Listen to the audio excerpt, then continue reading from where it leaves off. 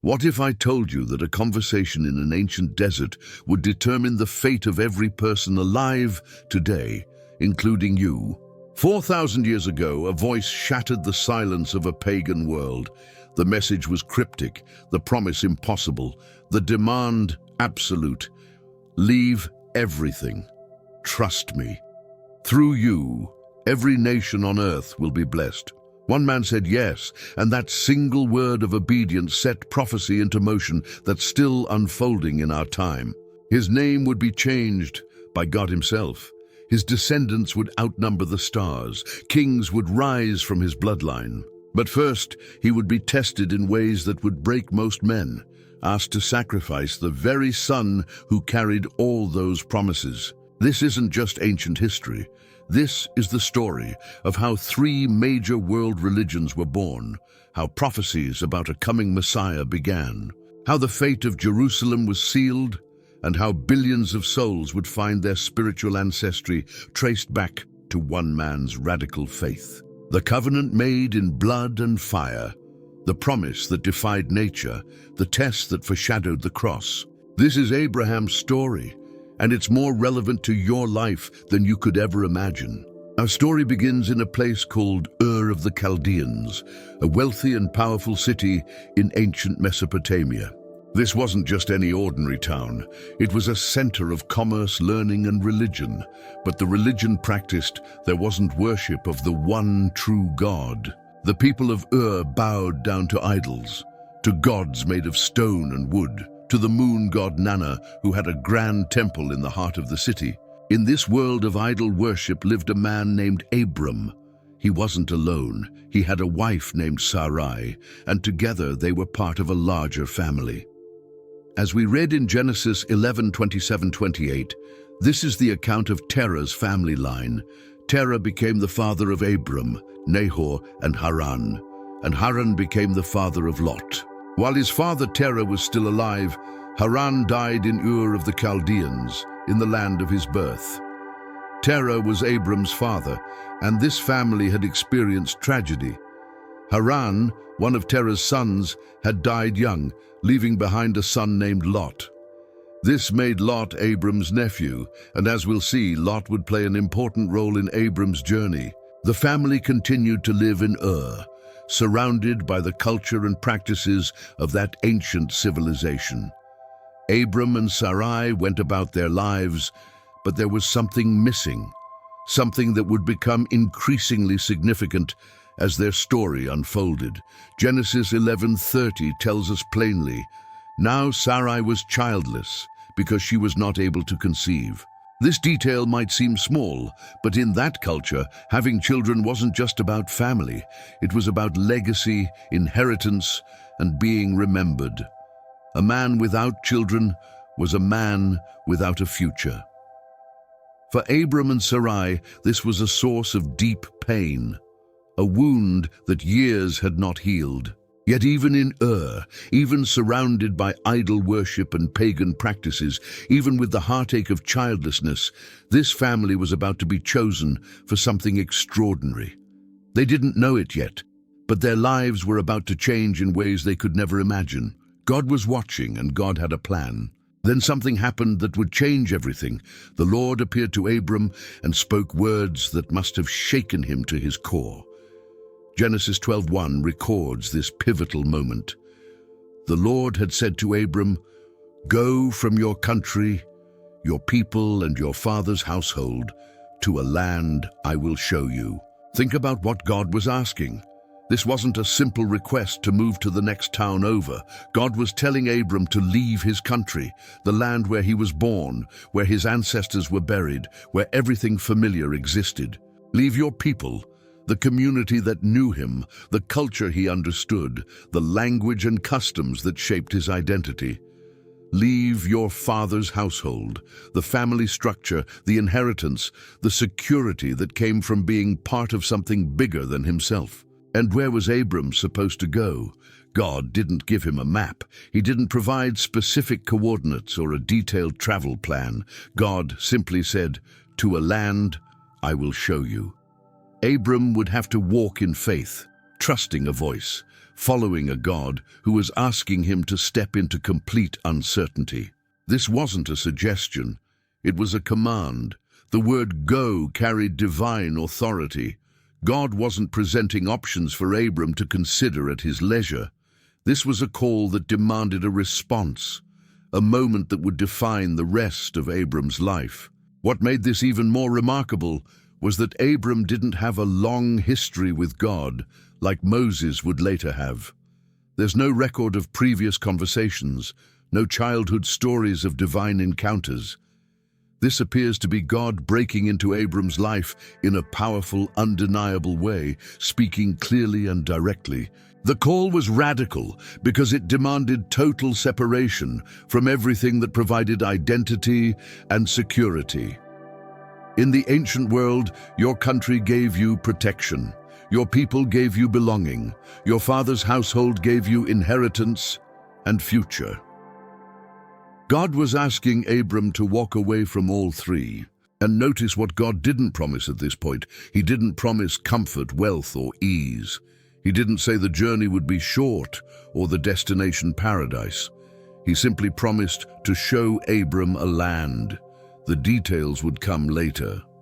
Right now, God was testing something fundamental. Would Abram trust him enough to obey? But God didn't leave Abram with just a command. Along with the call came promises, extraordinary promises that seemed to defy everything Abram knew about his own life. Genesis 12:2-3 reveals what God was offering. I will make you into a great nation, and I will bless you. I will make your name great, and you will be a blessing. I will bless those who bless you, and whoever curses you I will curse, and all peoples on earth will be blessed through you. Let's break down what God was promising. First, I will make you into a great nation. Remember, Abram had no children. Sarai couldn't conceive. Yet God was promising not just one child, but an entire nation, countless descendants who would grow into a people group significant enough to be called great. Second, I will bless you. This was personal. God wasn't just promising something for Abram's descendants. He was promising blessing for Abram himself. The word bless meant prosperity, favor, success, and divine presence. God was saying, I will be good to you. Third, I will make your name great. In a world without photographs or internet, having a great name meant being remembered, being significant, having influence that lasted beyond your lifetime. God was promising Abram a legacy that would echo through history. Fourth, you will be a blessing. This shifted from receiving to giving. Abram wouldn't just be blessed, he would become a conduit of blessing to others. His life would make other lives better.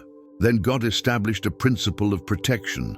I will bless those who bless you, and whoever curses you, I will curse. God was putting his own reputation on the line, aligning himself with Abram so completely that how people treated Abram would determine how God treated them. But the final promise was the most far-reaching of all. All peoples on earth will be blessed through you. This wasn't just about one nation or one family line. This was about every people group, every tribe, every nation that would ever exist. Somehow, through Abram, blessing would flow to the entire world. These promises formed what we call a covenant, a sacred agreement that God was making with Abram. And notice who was doing all the action here. I will make, I will bless, I will make, I will bless, I will curse. 7 times God said, I will. This covenant didn't depend on Abram's ability to achieve these things. It depended entirely on God's faithfulness to keep his word. For a childless man in his 70s, these promises must have seemed impossible. A great nation from a man with no children, a great name for someone who was about to become a wanderer, blessing all peoples through someone who was leaving his people. Yet these promises became the foundation of everything that would follow, the anchor Abram would hold on to when nothing else made sense. With God's promises ringing in his ears, Abram prepared to obey. But the journey didn't begin exactly as God had commanded. Genesis 11:31 tells us what happened first.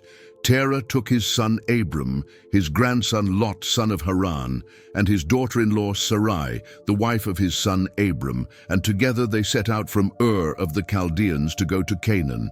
But when they came to Haran, they settled there. Terah, Abram's father, led this first movement. They left Ur together as a family, heading toward Canaan, but they stopped in Haran. This city was about 600 miles northwest of Ur, located in what is now southeastern Turkey. It was still within Mesopotamia, still connected to the same cultural world they'd left behind. In fact, Haran also had a temple to the moon god, just like Ur. Why did they stop? The text doesn't tell us. Perhaps Terah was too old to continue. Perhaps the family needed to rest and establish themselves financially before moving on. But one thing was clear. They settled there. They made Haran their home. Genesis 11:32 records, Terah lived 205 years, and he died in Haran. Abram spent years in Haran. His father lived out his days there. And during this time, Abram waited. God had called him to leave his country, his people, and his father's household, but he was still with his father's household. The full obedience hadn't happened yet. Then Terah died, and everything changed. Genesis 12:4-5 tells us, So Abram went, as the Lord had told him, and Lot went with him. Abram was 75 years old when he set out from Haran. He took his wife Sarai, his nephew Lot, all the possessions they had accumulated, and the people they had acquired in Haran, and they set out for the land of Canaan, and they arrived there. Now the real journey began. Abram was 75 years old, not a young man, but not too old to start over. He took Sarai, still his faithful companion, despite the years of childlessness. He took Lot, his nephew, who had no father and needed Abram's protection and guidance. They gathered their possessions, livestock, silver, gold, tents, supplies for the journey. They brought the people they had acquired in Haran, servants who had joined their household during those years of settling. This wasn't a small caravan. This was a significant group of people, animals and belongings, all heading out into the unknown. And their destination, Canaan. The land God had promised to show Abram. They set out with purpose, leaving Haran behind, leaving the last connection to their old life, leaving the safety of the familiar. The text says simply, and they arrived there. After all the preparation, all the goodbyes, all the uncertainty, they actually made it. Abram didn't turn back. He didn't give up halfway. He didn't let fear stop him. He obeyed, and he completed the journey to the land God had promised to show him. When Abram arrived in Canaan, he didn't just set up camp anywhere.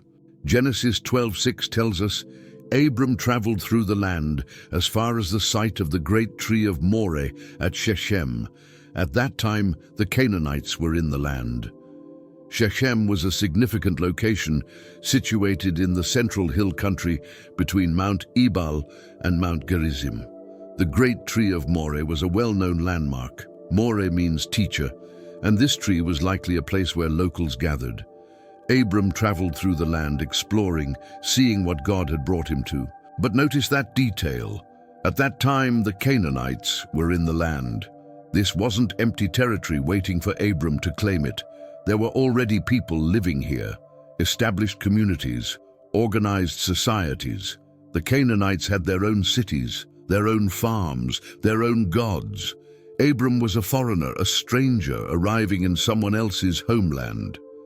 Then God appeared to Abram again. Genesis 12:7 records this crucial moment.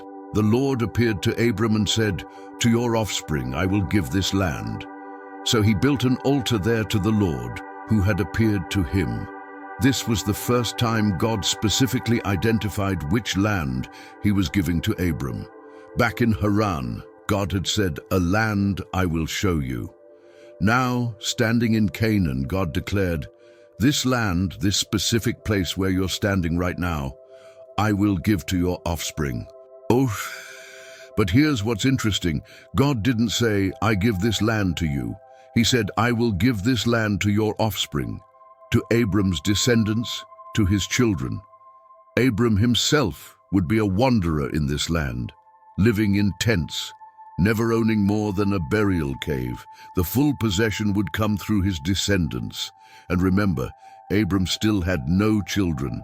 So God was promising land to offspring that didn't exist yet, descendants who weren't born yet, a future that seemed completely impossible based on Abram's current reality.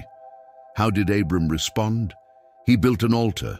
This was his way of marking the moment, of acknowledging God's presence, of worshipping the one who had appeared to him. An altar was a place of sacrifice, a place of worship, a physical reminder that God had spoken here. Genesis 12:8 continues, From there he went on toward the hills east of Bethel and pitched his tent, with Bethel on the west and Ai on the east. There he built an altar to the Lord and called on the name of the Lord. Abram kept moving, settling temporarily between two locations that would become significant in Israel's later history. He pitched his tent because he wasn't building a house. He was living as a nomad, as someone passing through. But again, he built an altar and called on the name of the Lord. This pattern of building altars was important. Everywhere Abram went in this new land, he established places of worship. He wasn't just claiming territory, he was declaring who this land belonged to. He was saying, the Lord brought me here. The Lord has promised this land. I worship the Lord in this place. The Canaanites were still in the land, living their lives, worshipping their gods. But Abram was establishing a different presence, a presence that acknowledged the one true God, the God who makes promises and keeps them, the God who had called him from Ur and brought him safely to this place.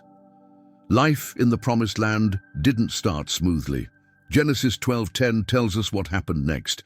Now there was a famine in the land, and Abram went down to Egypt to live there for a while because the famine was severe. A famine meant the crops failed, the rains didn't come, the grass dried up, the livestock grew thin, food became scarce, and survival became uncertain. This wasn't a minor inconvenience. The text says the famine was severe. It threatened life itself. Abram had just arrived in the land God promised him, and now that land couldn't sustain him, what was he supposed to do? He made a practical decision: go to Egypt. Egypt had the Nile River, which flooded predictably every year, making Egyptian agriculture more reliable than rain-dependent farming in Canaan. When Canaan had famine, Egypt often had food. So Abram went down to Egypt. The journey took him southwest, out of the hill country of Canaan, through the Negev desert, and into the land of the Pharaohs. He went to live there for a while. This was meant to be temporary, just until the famine passed. But as they approached Egypt, fear gripped Abram's heart. Genesis 12:11-13 reveals his thinking. As he was about to enter Egypt, he said to his wife Sarai, "I know what a beautiful woman you are. When the Egyptians see you, they will say, 'This is his wife.' Then they will kill me, but will let you live. Say you are my sister, so that I will be treated well for your sake, and my life will be spared because of you." Think about what Abram was saying. Sarai was beautiful, so beautiful that even at her age she would attract attention in Egypt. Abram convinced himself that the Egyptians would want her so badly that they would kill him to take her as a wife. If she was his wife, he was an obstacle to be removed. But if she was his sister, he could be rewarded for introducing her to Egyptian officials. So Abram asked Sarai to lie. Well, actually, it was a half-truth. Genesis 20:12 later reveals that Sarai was indeed his half-sister, sharing the same father but a different mother. But by presenting her only as his sister and hiding the fact that she was his wife, Abram was being deceptive. Why would Abram do this? Fear. He was afraid of dying. He was in a foreign land, surrounded by a foreign culture, under the rule of a foreign power. He felt vulnerable, and unprotected. So he created a scheme to protect himself, even if it meant putting Sarai at risk. This moment reveals something important about Abram. He wasn't perfect. He had faith enough to leave Ur, faith enough to journey to Canaan, but he didn't have perfect faith. When circumstances got difficult, when he felt threatened, he relied on his own cunning instead of trusting God to protect him. And what about Sarai? The text doesn't record her objection. She went along with the plan, agreeing to the deception. Perhaps she trusted Abram's judgment. Perhaps she felt she had no choice. Perhaps she was afraid too. Whatever her thoughts, she agreed to say she was his sister. When they arrived in Egypt, Abram's fears proved accurate, at least partially. Genesis 12:14-15 tells us, "When Abram came to Egypt, the Egyptians saw that Sarai was a very beautiful woman. And when Pharaoh's officials saw her, they praised her to Pharaoh, and she was taken into his palace." It happened just as Abram predicted. The Egyptians noticed Sarai's beauty, but it wasn't just common Egyptians. Pharaoh's officials, the highest-ranking men in the kingdom, saw her and brought her to Pharaoh's attention. They praised her beauty to the king himself, and Pharaoh took her into his palace. This was serious. Sarai was now in Pharaoh's household, likely being prepared to become one of his wives or concubines.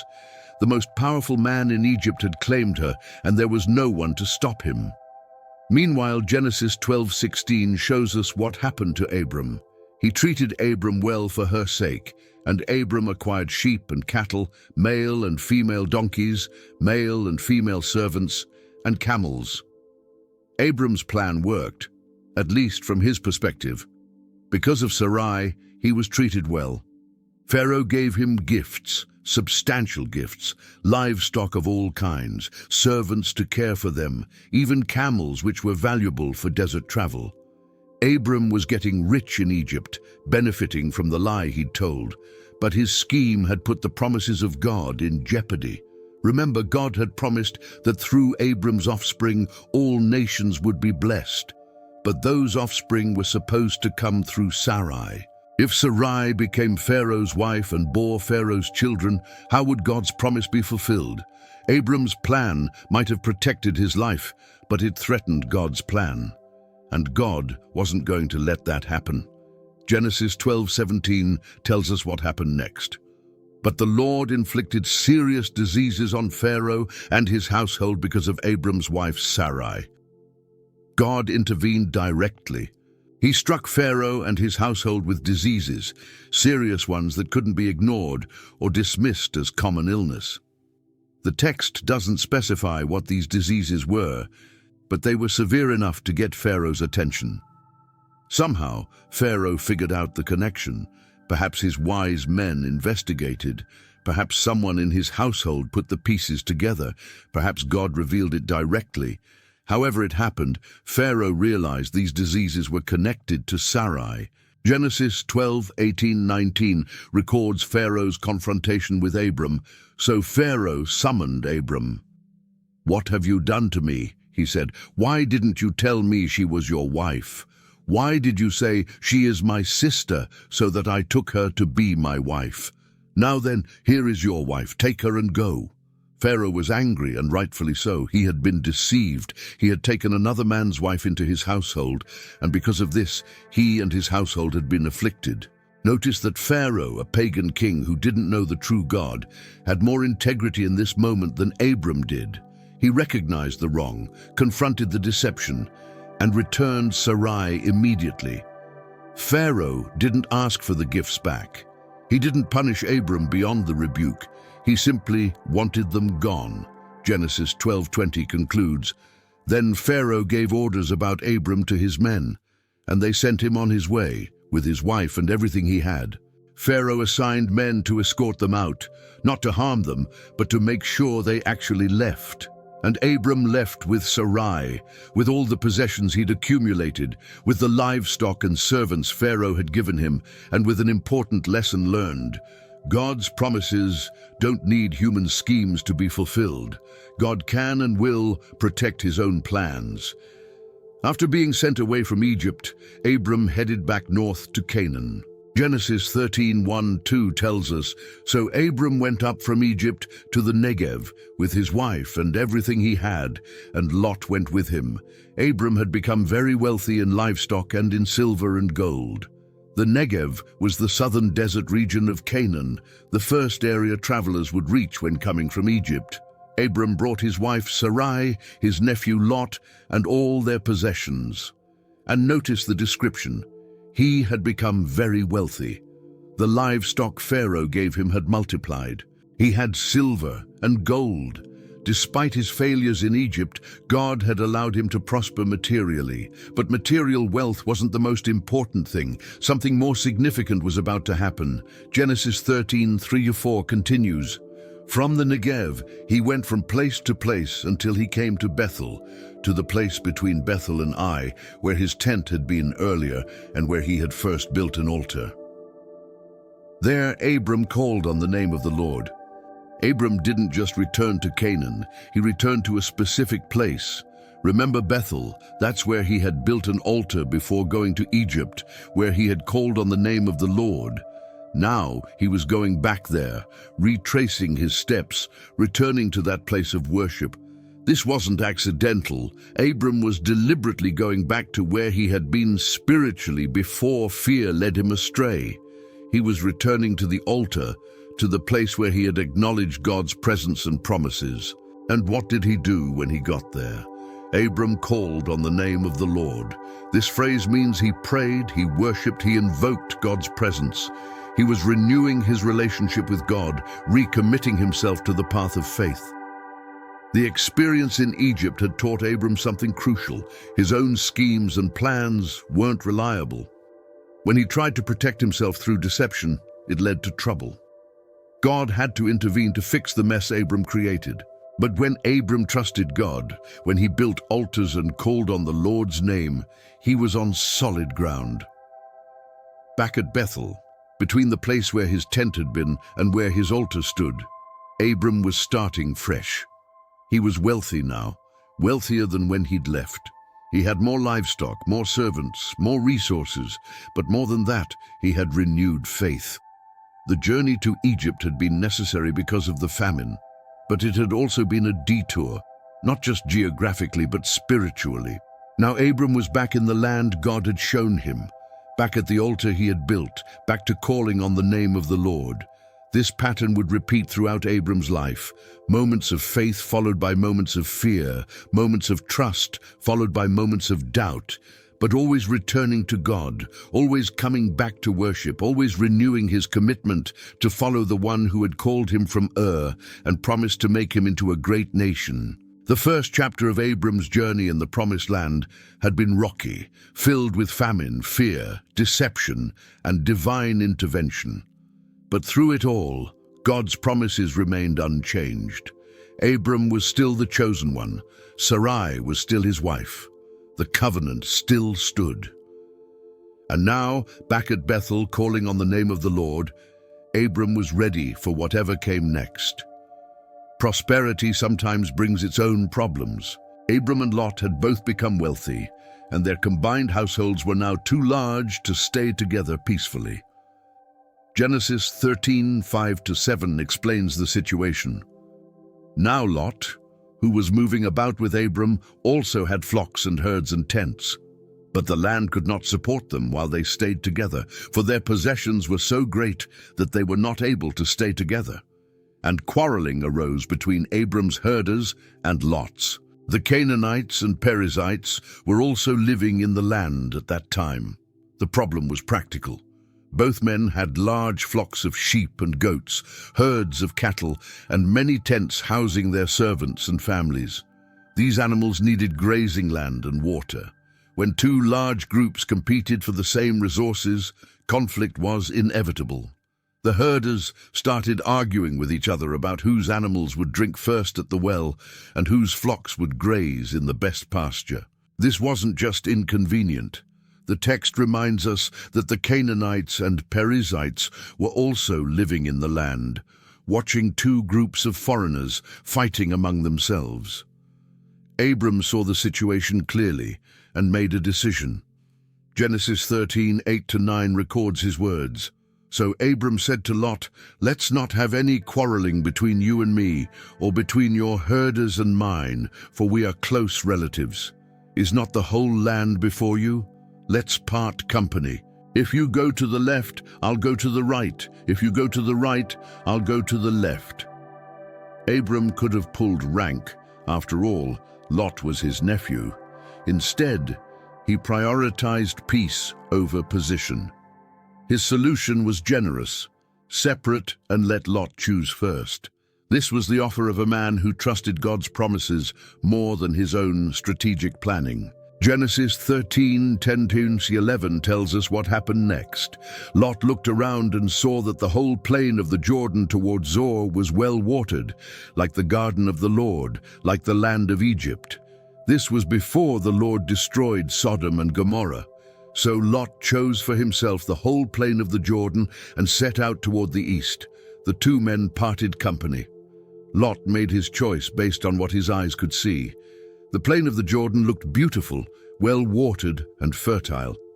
To a shepherd, this looked perfect. Genesis 13:12-13 adds an important detail. Abram lived in the land of Canaan, while Lot lived among the cities of the plain and pitched his tents near Sodom. Now the men of Sodom were wicked and were sinning greatly against the Lord. Lot didn't just choose good grazing land, he chose to live near Sodom, where the men were wicked and sinning greatly against the Lord. Meanwhile, Abram stayed in Canaan, accepting what remained without complaint. After Lot left, God spoke to Abram again, and this time the promises grew even bigger. Genesis 13:14-15 records this moment. The Lord said to Abram after Lot had parted from him, "Look around from where you are, to the north and south, to the east and west. All the land that you see I will give to you and your offspring forever." The timing matters. God spoke after Lot had parted from him. Abram had just made a generous, selfless decision, and now God was confirming that his trust wasn't misplaced. God told Abram to look in every direction. Everything visible would be his, not just for his lifetime, but forever. This was an eternal promise, a permanent inheritance for his descendants.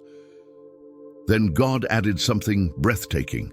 Genesis 13:16 continues, "I will make your offspring like the dust of the earth, so that if anyone could count the dust, then your offspring could be counted. Like the dust of the earth, impossible to count, beyond calculation, spread everywhere." Remember, Abram still had no children, yet God was promising descendants as numerous as dust particles. Genesis 13:17-18 tells us what happened next. "Go, walk through the length and breadth of the land, for I am giving it to you." So Abram went to live near the great trees of Mamre at Hebron, where he pitched his tents. There he built an altar to the Lord. God invited Abram to walk through the land as a symbolic act of possession. Abram moved to Hebron and built another altar to the Lord, marking this significant location with worship. The contrast with Lot was clear. Lot had chosen based on what looked good and was now living near wicked Sodom. Abram had let God decide his portion and was receiving expanded promises while building altars to the Lord. Peace didn't last long. Genesis 14:1-2 introduces a major conflict involving powerful kings. 4 kings from the east went to war against 5 kings in the Jordan Valley, including the kings of Sodom and Gomorrah, where Lot was living. Genesis 14:3-4 explains the background. All these latter kings joined forces in the valley of Siddim, that is, the Dead Sea Valley. For 12 years they had been subject to Kedorlaomer, but in the 13th year they rebelled. The 5 kings had been paying tribute for 12 years, but they rebelled in the 13th year, triggering the invasion. Genesis 14:8-10 describes the battle. Then the king of Sodom, the king of Gomorrah, the king of Admah, the king of Zeboim, and the king of Bela, that is Zoar, marched out and drew up their battle lines in the valley of Siddim against Kedorlaomer, king of Elam, Tidal king of Goyim. Amraphel king of Shinar, and Arioch king of Elasar, 4 kings against 5. Now the valley of Siddim was full of tar pits, and when the kings of Sodom and Gomorrah fled, some of the men fell into them, and the rest fled to the hills. The 5 kings lost badly. During retreat, soldiers fell into tar pits, while others ran for the hills. Genesis 14:11-12 reveals why this matters. The 4 kings seized all the goods of Sodom and Gomorrah and all their food. Then they went away. They also carried off Abram's nephew Lot and his possessions, since he was living in Sodom. Because Lot had chosen to live in Sodom, he was now caught up in Sodom's defeat and carried away as a prisoner. Genesis 14:13-14 tells us, "A man who had escaped came and reported this to Abram the Hebrew. Now Abram was living near the great trees of Mamre the Amorite, a brother of Eshcol and Aner, all of whom were allied with Abram. When Abram heard that his relative had been taken captive, he called out the 318 trained men born in his household and went in pursuit as far as Dan. When Abram heard Lot was captured, he didn't hesitate. He gathered 318 trained men from his household and pursued the 4 kings all the way to Dan." Genesis 14:15-16 describes the rescue. During the night, Abram divided his men to attack them, and he routed them, pursuing them as far as Hobah, north of Damascus. He recovered all the goods and brought back his relative Lot and his possessions, together with the women and the other people. Abram used strategy, attacking at night when the enemy wouldn't expect it. Despite being vastly outnumbered, he routed them completely and recovered everything: Lot, his possessions, and all the people who had been captured. After this victory, Abram encountered someone remarkable. Genesis 14:17 sets the scene. After Abram returned from defeating Kedorlaomer and the kings allied with him, the king of Sodom came out to meet him in the valley of Shaveh, that is, the king's valley. 8. The king of Sodom came to meet Abram, but before that meeting something more significant happened. Genesis 14:18-20 introduces a mysterious figure. Then Melchizedek, king of Salem, brought out bread and wine. He was priest of God Most High, and he blessed Abram, saying, "Blessed be Abram by God Most High, creator of heaven and earth, and praise be to God Most High, who delivered your enemies into your hand." Then Abram gave him 1/10 of everything. Who was Melchizedek? He appears suddenly with no introduction or genealogy. His name means King of Righteousness. He was king of Salem, likely ancient Jerusalem, and remarkably, he was a priest of God Most High, the same God Abram worshipped. Here in pagan Canaan, there was another man who served the true God. Melchizedek brought bread and wine and blessed Abram, giving God credit for the military victory. Abram's response was immediate. He gave Melchizedek 1/10 of everything. This wasn't required. Abram voluntarily gave a tithe as an act of worship and recognition.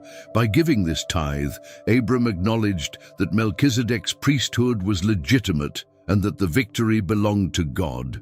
This moment was so important it's referenced later in Psalm 110 and Hebrews, where Melchizedek became a symbol of eternal priesthood. Genesis 14:21-24 then records the meeting with the king of Sodom. The king of Sodom said to Abram, "Give me the people and keep the goods for yourself." But Abram said to the king of Sodom, "With raised hand I have sworn an oath to the Lord, God Most High, creator of heaven and earth, that I will accept nothing belonging to you, not even a thread or the strap of a sandal, so that you will never be able to say, 'I made Abram rich.'" The king of Sodom offered to let Abram keep all the goods, but Abram refused completely. He wouldn't take anything, so that no one could say the king of Sodom had made him rich. Abram's wealth would come from God alone. The contrast was clear. Abram gave 1/10 to Melchizedek, but refused to take anything from the king of Sodom. He honored what was holy and rejected association with wickedness. After these events, God spoke to Abram in a vision. Genesis 15:1 tells us, "After this, the word of the Lord came to Abram in a vision. Do not be afraid, Abram. I am your shield, your very great reward." God's first words addressed fear. Then he identified himself as Abram's shield, his protection, and his very great reward. God's presence was the true prize. But Abram had a concern. Genesis 15:2-3 reveals it. But Abram said, "Sovereign Lord, what can you give me since I remain childless, and the one who will inherit my estate is Eliezer of Damascus?" And Abram said, "You have given me no children, so a servant in my household will be my heir." Abram was honest with God. Years had passed since the promise, and nothing had changed. Sarai still couldn't conceive. According to custom, his servant Eliezer would inherit his estate. God's response was clear. Genesis 15:4-5 records it. "Then the word of the Lord came to him, 'This man will not be your heir, but a son who is your own flesh and blood will be your heir.' He took him outside and said, 'Look up at the sky and count the stars, if indeed you can count them.' Then he said to him, 'So shall your offspring be.'" God corrected the assumption. A biological son would be the heir. Then God gave a new image, the stars in the night sky. Count them if you can. That's how many descendants Abram would have. Genesis 15:6 gives us a crucial verse. Abram believed the Lord, and he credited it to him as righteousness.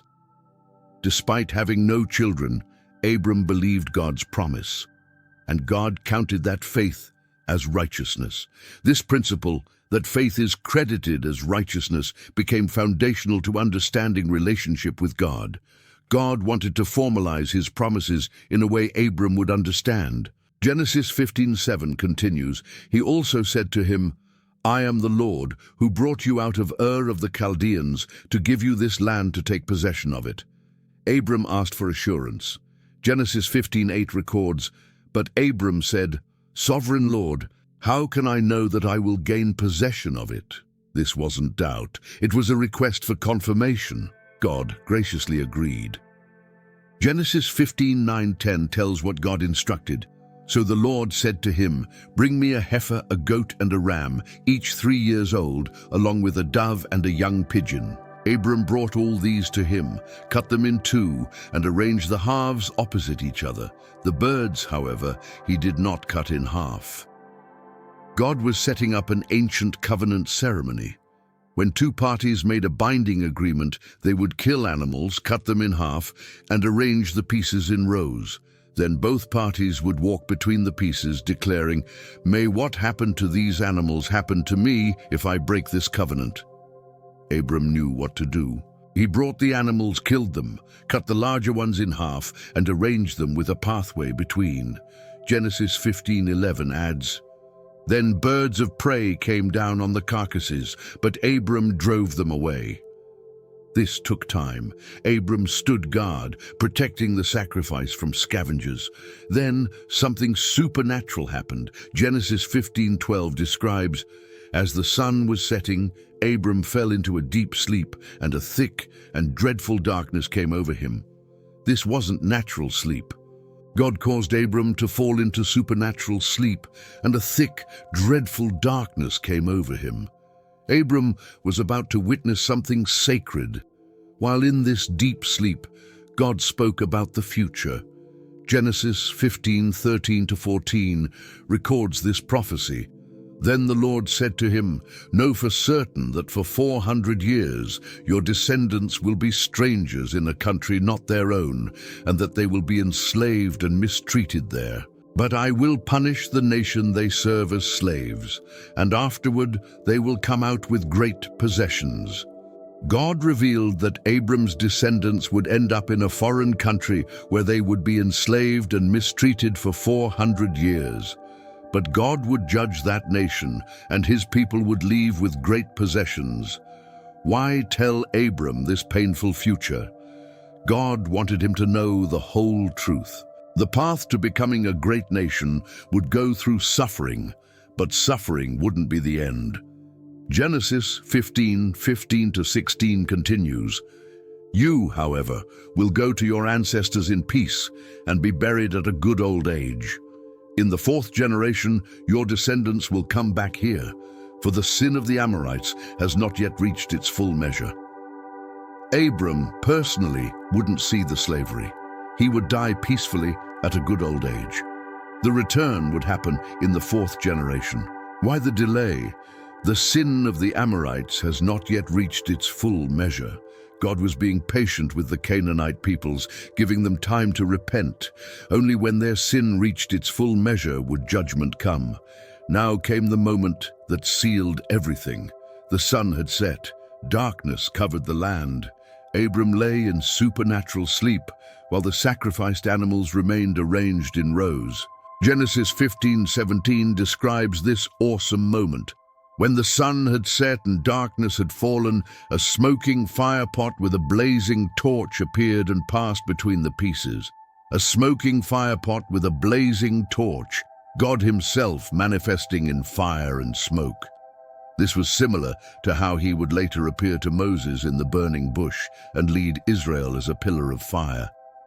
The fiery presence passed between the pieces. In a normal covenant ceremony, both parties would walk through. But here, only God passed through. Abram remained in deep sleep, unable to participate. This was intentional. God was making a unilateral covenant, a one-sided promise. He was binding himself without requiring Abram to bind himself in return.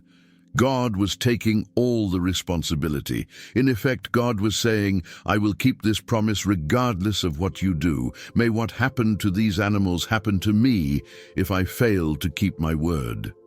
God was swearing by himself because there was nothing greater. Genesis 15:18 confirms, on that day the Lord made a covenant with Abram and said, to your descendants I give this land, from the Wadi of Egypt to the great river, the Euphrates. On that day, God made a covenant, not a suggestion, but a binding agreement. He defined the boundaries from the Wadi of Egypt to the Euphrates. Genesis 15:19-21 lists the peoples living there.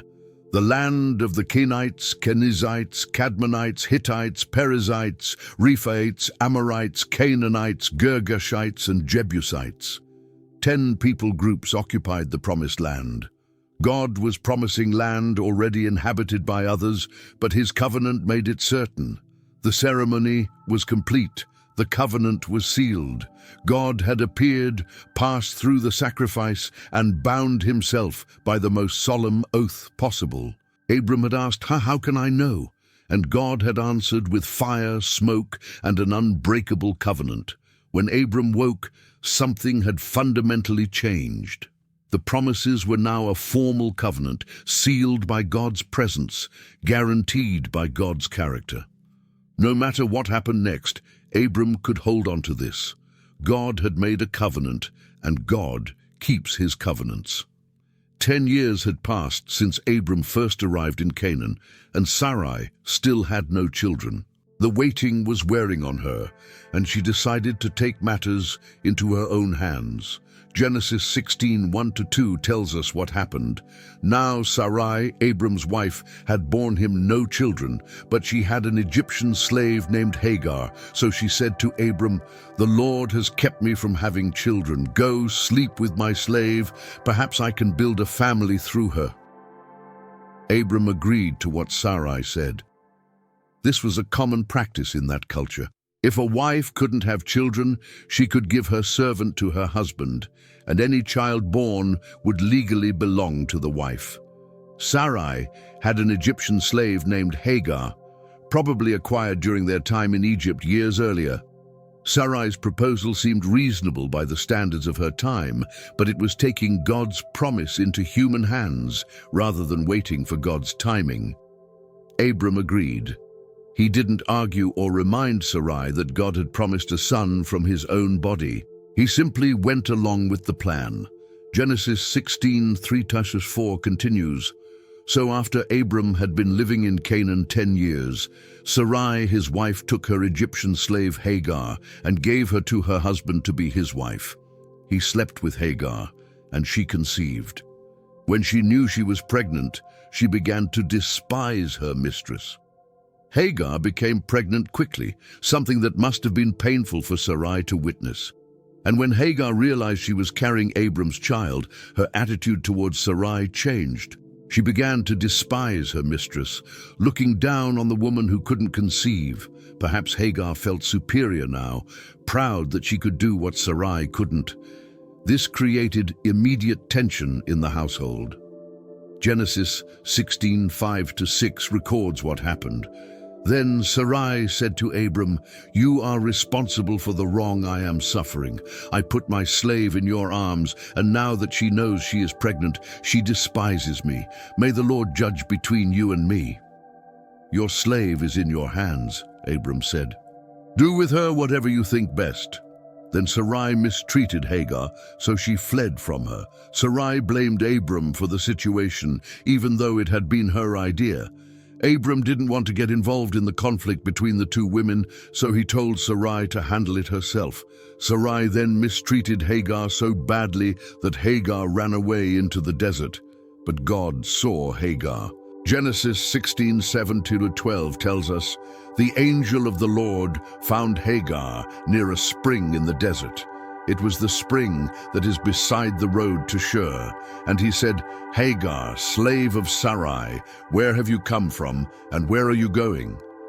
'I'm running away from my mistress Sarai,' she answered. Then the angel of the Lord told her, 'Go back to your mistress and submit to her.' The angel added, 'I will increase your descendants so much that they will be too numerous to count.' And the angel of the Lord also said to her, 'You are now pregnant, and you will give birth to a son. You shall name him Ishmael, for the Lord has heard of your misery. He will be a wild donkey of a man. His hand will be against everyone, and everyone's hand against him, and he will live in hostility toward all his brothers.'" God met Hagar in her desperation. He told her to return and submit to Sarai, but he also gave her promises. Her descendants would be numerous. She would have a son, and she should name him Ishmael, which means God hears, because God had heard her misery. Genesis 16:13-16 concludes, "She gave this name to the Lord, who spoke to her, 'You are the God who sees me.' For she said, 'I have now seen the one who sees me.'" That is why the well was called Bir Lahai Roi. It is still there between Kadesh and Bered. So Hagar bore Abram a son, and Abram gave the name Ishmael to the son she had born. Abram was 86 years old when Hagar bore him Ishmael.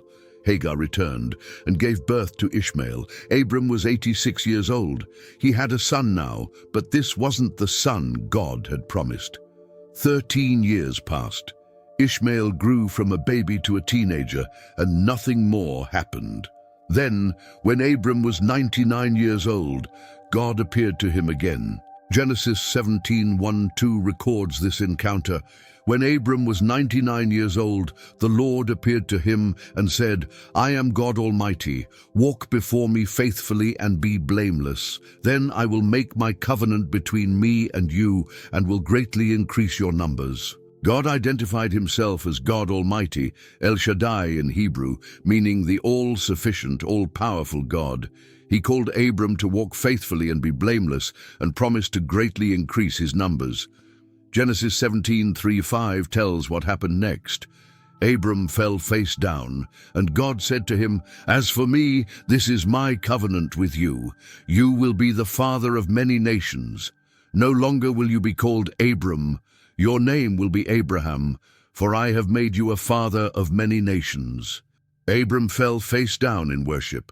Then God changed his name. He wouldn't be called Abram anymore, meaning exalted father.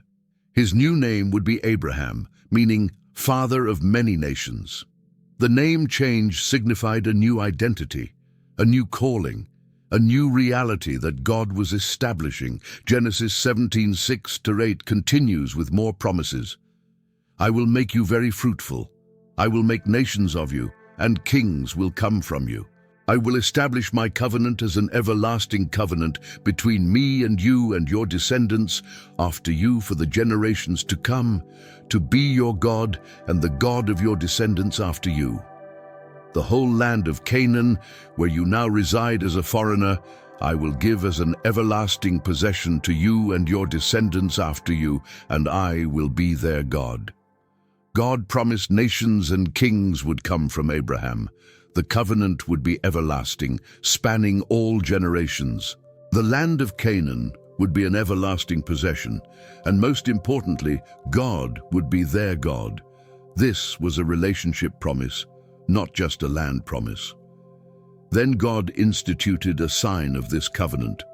Genesis 17:9-14 records, "Then God said to Abraham, 'As for you, you must keep my covenant, you and your descendants after you for the generations to come. This is my covenant with you and your descendants after you, the covenant you are to keep. Every male among you shall be circumcised. You are to undergo circumcision, and it will be the sign of the covenant between me and you. For the generations to come, every male among you who is 8 days old must be circumcised, including those born in your household or bought with money from a foreigner. Those who are not your offspring, whether born in your household or bought with your money, they must be circumcised. My covenant in your flesh is to be an everlasting covenant.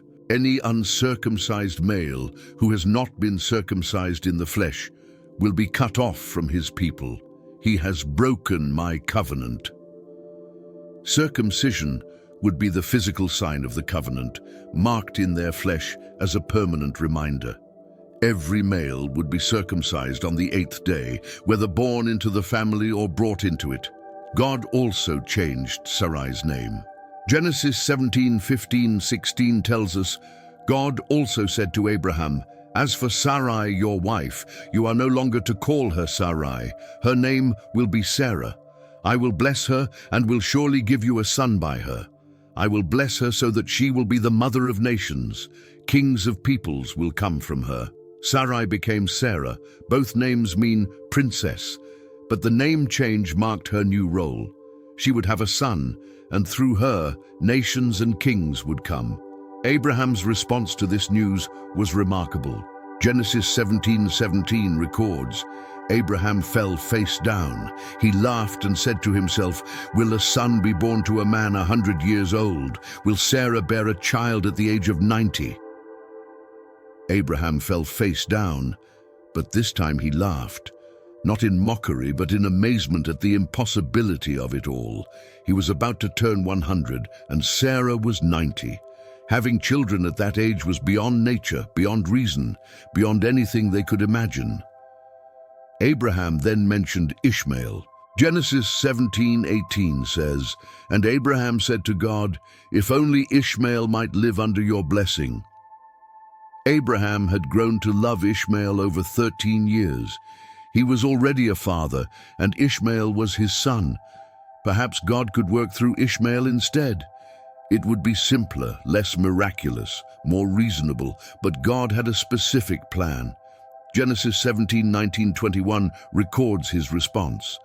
Then God said, "Yes, but your wife Sarah will bear you a son, and you will call him Isaac. I will establish my covenant with him as an everlasting covenant for his descendants after him. And as for Ishmael, I have heard you. I will surely bless him. I will make him fruitful and will greatly increase his numbers. He will be the father of 12 rulers, and I will make him into a great nation. But my covenant I will establish with Isaac, whom Sarah will bear to you by this time next year." God was clear. Sarah would bear a son, and his name would be Isaac, meaning he laughs, a permanent reminder of Abraham's laughter at the impossible promise. The covenant would be established through Isaac, not Ishmael. But God didn't ignore Abraham's concern for Ishmael. He promised to bless Ishmael, make him fruitful, and make him into a great nation with 12 rulers. Ishmael would be blessed, but the covenant would go through Isaac. And God gave a specific timeline. By this time next year, Within 12 months, Sarah would give birth. Genesis 17:22-27 tells us what Abraham did. When he had finished speaking with Abraham, God went up from him. On that very day, Abraham took his son Ishmael and all those born in his household or bought with his money, every male in his household, and circumcised them as God told him. Abraham was 99 years old when he was circumcised, and his son Ishmael was 13. Abraham and his son Ishmael were both circumcised on that very day. And every male in Abraham's household, including those born in his household or bought from a foreigner, was circumcised with him. Abraham didn't delay. That very day he circumcised himself, Ishmael, and every male in his household. At 99 years old, he underwent this painful procedure in obedience to God's command. Sometime later, Abraham had an unusual encounter. Genesis 18:1-2 sets the scene. The Lord appeared to Abraham near the great trees of Mamre while he was sitting at the entrance to his tent in the heat of the day. Abraham looked up and saw 3 men standing nearby. When he saw them, he hurried from the entrance of his tent to meet them and bowed low to the ground. It was the hottest part of the day, and Abraham was resting at his tent entrance. Suddenly, 3 men appeared. Abraham immediately got up and bowed low, showing great respect. Genesis 18:3-5 records his words. He said, "If I have found favor in your eyes, my Lord, do not pass your servant by.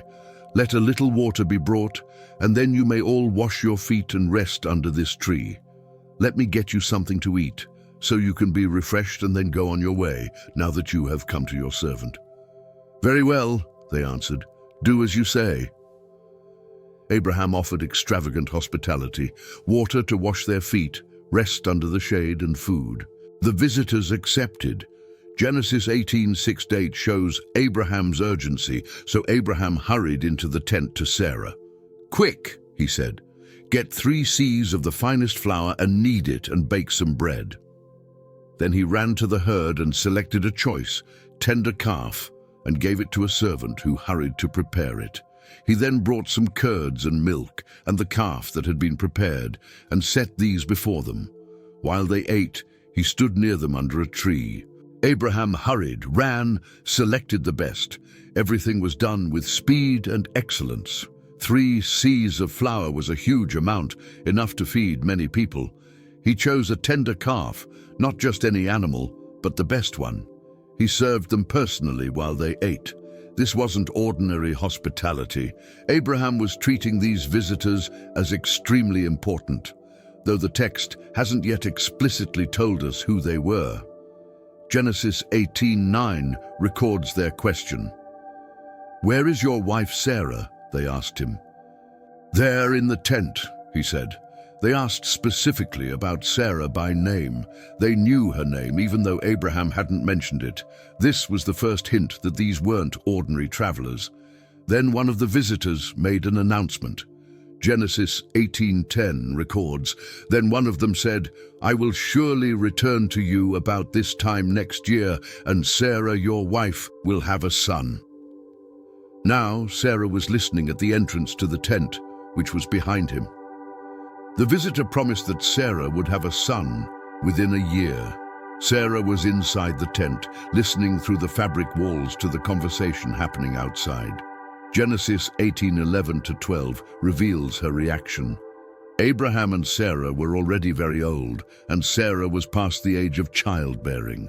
So Sarah laughed to herself as she thought, "After I am worn out and my Lord is old, will I now have this pleasure?" Sarah laughed silently, internally, thinking no one could hear her thoughts. She was past menopause, beyond the years when women have children. Her body was worn out from age. Abraham was old. The idea of having a baby, of experiencing that pleasure again, seemed absurd. But nothing is hidden from God. Genesis 18:13-14 records what happened next.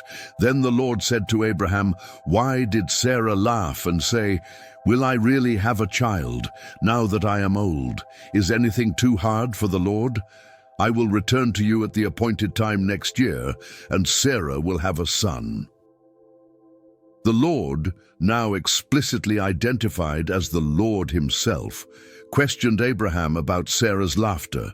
He knew exactly what she had thought in her heart. Then he asked the defining question, "Is anything too hard for the Lord?" This question echoed through the centuries. Nothing is impossible for God. Age doesn't limit him. Biology doesn't constrain him. What seems impossible to humans is simple for the Creator. Sarah was frightened. Genesis 18:15 tells us Sarah was afraid, so she lied and said, "I did not laugh." But he said, "Yes, you did laugh."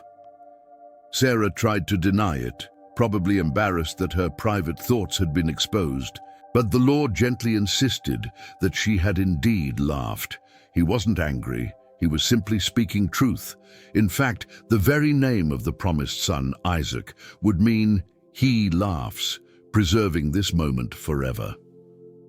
The visitors then left, and Genesis 18:16-22 describes how Abraham walked with them towards Sodom, where the Lord revealed his plans to judge that wicked city.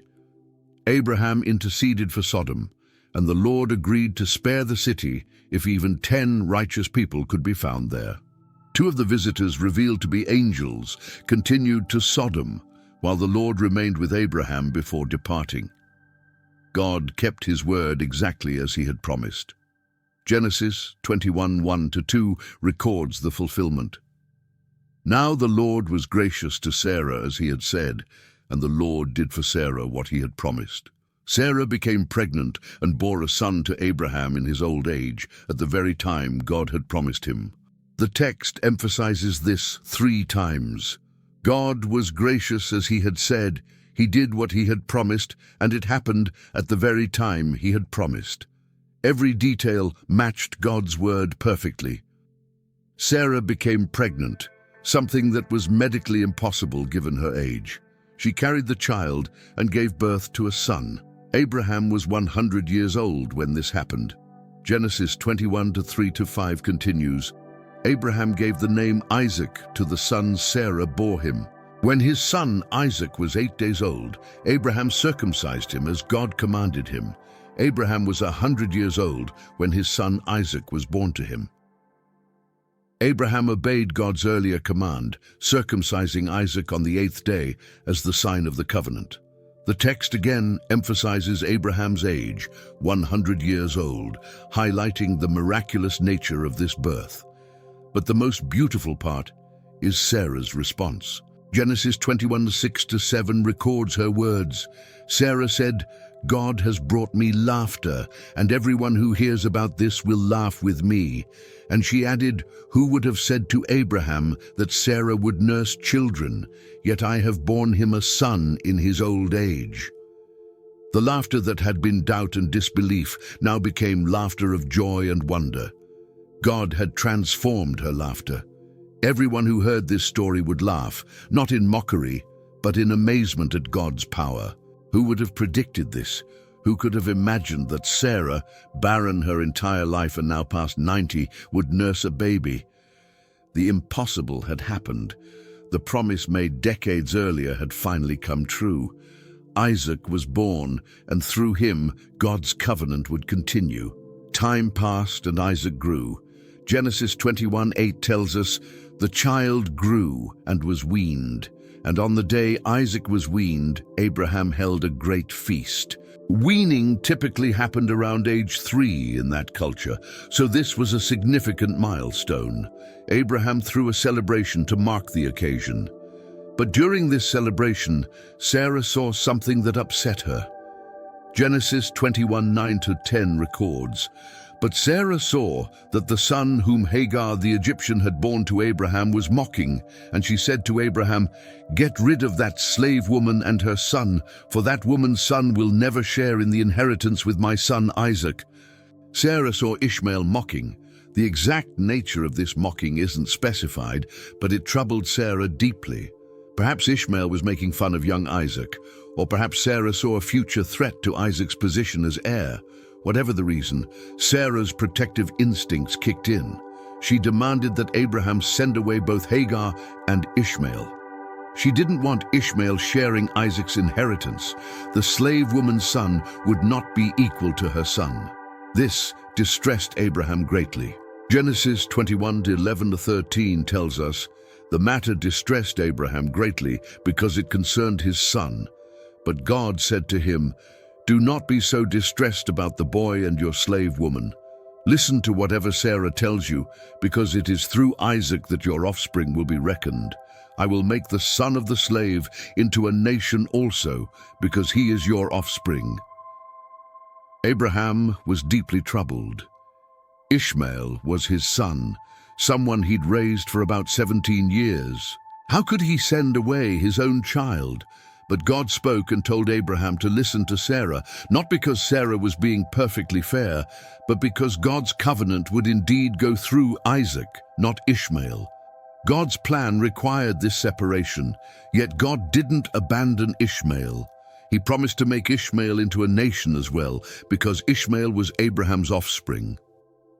Genesis 21:14-21 describes what happened. Early the next morning, Abraham took some food and a skin of water and gave them to Hagar.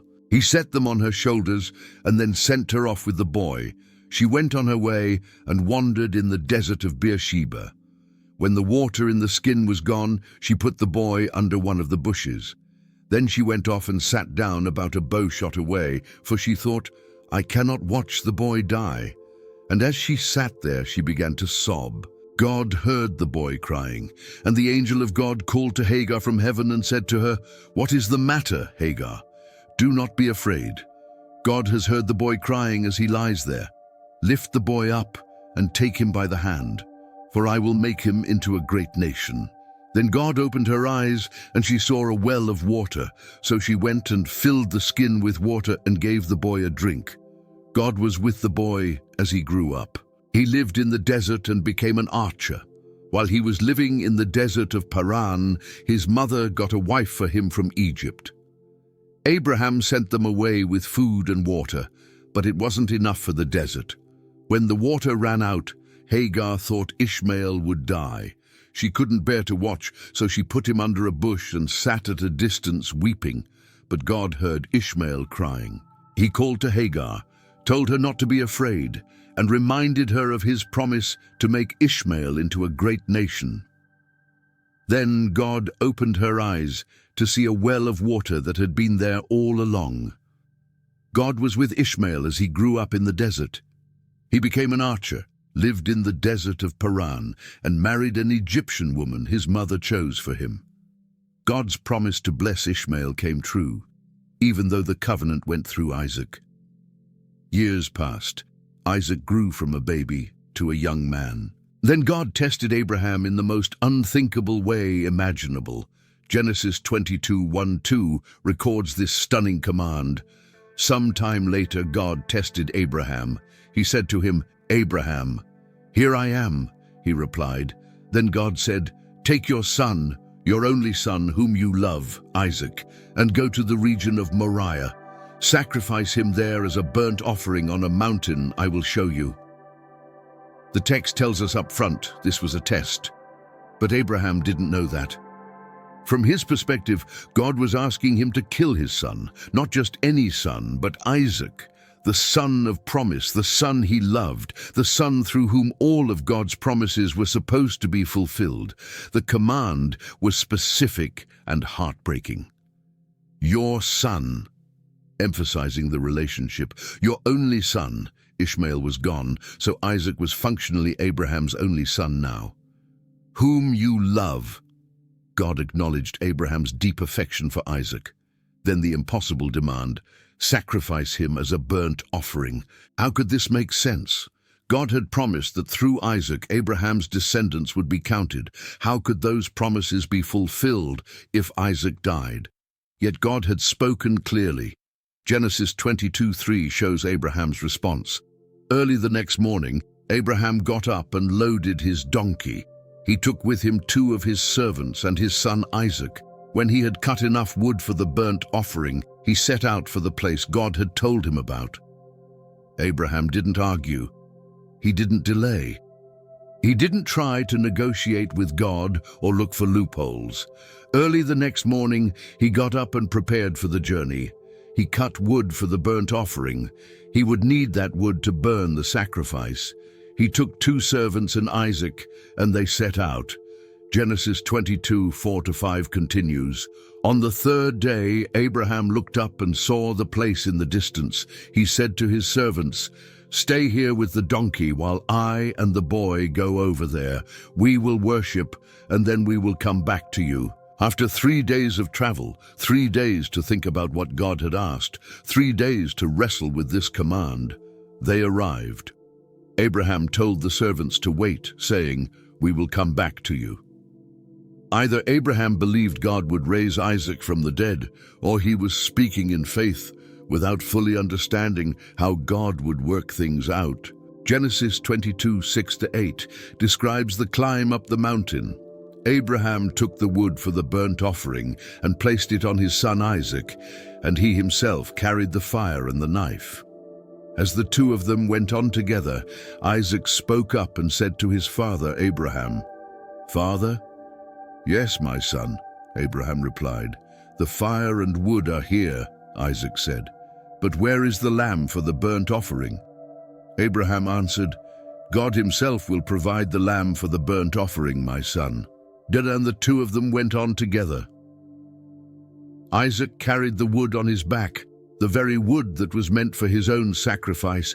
He noticed something was missing and asked the piercing question, "Where is the lamb?" Abraham's answer was profound. "God himself will provide the lamb, my son." This was faith speaking. Abraham didn't know how, but he trusted that God would provide. And he called Isaac my son, even as he prepared to offer him up. Genesis 22:9-10 brings us to the climactic moment. When they reached the place God had told him about, Abraham built an altar there and arranged the wood on it. He bound his son Isaac and laid him on the altar on top of the wood. Then he reached out his hand and took the knife to kill his son. Abraham built the altar carefully, arranged the wood, then bound Isaac. Isaac was a young man by this point, strong enough to resist if he wanted to. But he submitted, allowing his father to bind him and place him on the altar. Abraham raised the knife, prepared to plunge it into his beloved son, but heaven interrupted. Genesis 22:11-12 records, "But the angel of the Lord called out to him from heaven, 'Abraham, Abraham.' 'Here I am,' he replied. 'Do not lay a hand on the boy,' he said. 'Do not do anything to him. Now I know that you fear God, because you have not withheld from me your son, your only son.' The angel called Abraham's name twice, urgently, stopping him at the last possible moment. 'Do not harm the boy.' The test was complete. Abraham had proven he feared God above everything else. He hadn't withheld even his most precious possession, his beloved son. Genesis 22:13-14 tells what happened next. Abraham looked up, and there in a thicket he saw a ram caught by its horns. He went over and took the ram and sacrificed it as a burnt offering instead of his son. So Abraham called that place, "The Lord will provide." And to this day it is said, "On the mountain of the Lord it will be provided." God provided a substitute, a ram caught in the thicket. Abraham sacrificed the ram instead of Isaac. He named the place, "The Lord will provide," and that saying continued for generations. The angel spoke again with renewed promises. Genesis 22:15-18 records, "The angel of the Lord called to Abraham from heaven a second time and said, 'I swear by myself, declares the Lord, that because you have done this and have not withheld your son, your only son, I will surely bless you and make your descendants as numerous as the stars in the sky and as the sand on the seashore. Your descendants will take possession of the cities of their enemies, and through your offspring all nations on earth will be blessed, because you have obeyed me.'" God swore by himself the highest possible oath. Because Abraham had not withheld his son, the blessings were reaffirmed and expanded. Descendants like stars and sand, possession of their enemies' cities, and through his offspring, all nations would be blessed. Genesis 22:19 concludes simply, "Then Abraham returned to his servants, and they set off together for Beersheba, and Abraham stayed in Beersheba." Abraham and Isaac came down the mountain together. The test was over. The covenant was confirmed. And through this ultimate act of faith, Abraham had demonstrated that he trusted God completely, even when God's commands seemed to contradict God's promises. If this story has moved you, inspired you, or strengthened your own faith, please subscribe to this channel so you won't miss more incredible Bible stories that continue to shape our world today. Hit that like button to help others discover Abraham's journey, and share this video with someone who needs to hear that God keeps his promises, no matter how impossible they seem. Leave a comment below telling us which moment in Abraham's story impacted you the most. Was it the call that started everything, the covenant sealed by fire, or the ultimate test on Mount Moriah? The Father of Nations teaches us that faith is a journey, not a destination. And his God, the God who sees, the God who provides, the God who keeps every promise, is the same yesterday, today, and forever. Until next time, keep walking by faith, not by sight.